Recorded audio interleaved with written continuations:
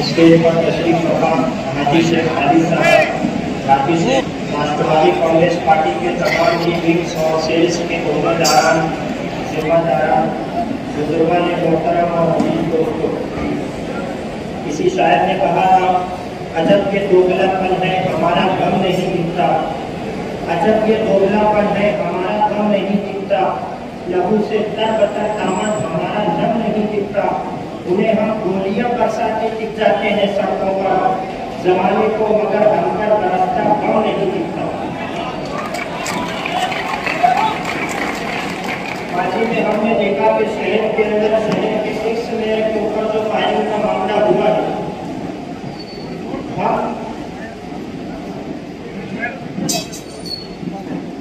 हम उसकी मजम्मत करते हैं और जिस शिद्दत से शहर के तमाम ही सियासी लीडरान उसकी मुखालफत कर रहे थे, मुझे ऐसा लगता है कि शायद पहली मरतबा मालेगांव के अंदर इस तरीके का इंसिडेंट हुआ है। आज मालेगांव शहर के आमदार इस मामले को इतनी ज्यादा तूल दे रहे हैं, जबकि वो जमीयत उलमा के सदर है और जमीयत का काम ये होता है, जमीयत के सदर का काम ये होता है कि अगर कोई शहर के अंदर हालात बिगड़ते हैं तो मुसालहत और मुफाहिमत की बात करनी चाहिए, लेकिन ये आग में तेल ओतने का काम कर रहे हैं।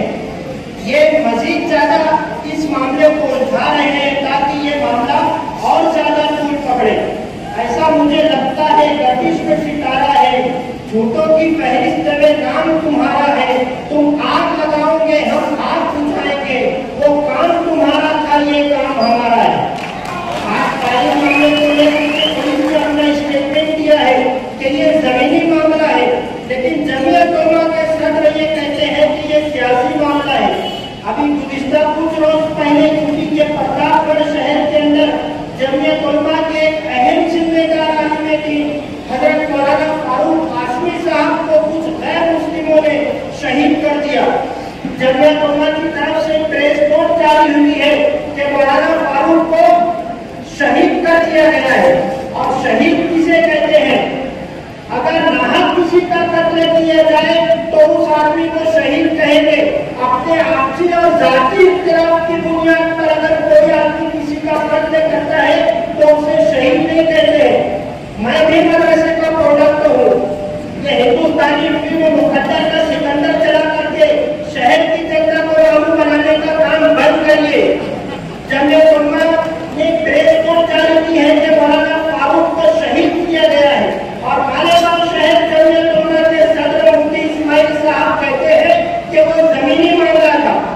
आज से 900 किलोमीटर दूर इनको खबर आ गई कि वो जमीनी मामला था और यहाँ पुलिस चीख करके कह रही है कि वो जमीनी मामला था, तो ये कहते हैं कि वो सियासी मामला था।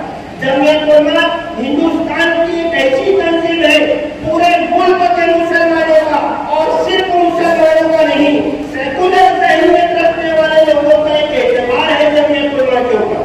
लोग अपनी मेहनत की कमाई में से ज़कात सरकार जमीयत उलमा को देते हैं और जमीयत उलमा एक फलाही का काम करती है। मैं जमीयत उलमा मालेगांव के जिम्मेदारों से भी ये बात कहूंगा कि जमीयत की छवि को एक शख्स खराब कर रहा है, पूरे शहर के लोगों का जमीयत उलमा के ऊपर से एतबार उठ जाएगा। आज माजी में हमने देखा कि अनवर शाबान नगर के अंदर कुछ मकानात आग की जंग में आकर के जल गए थे।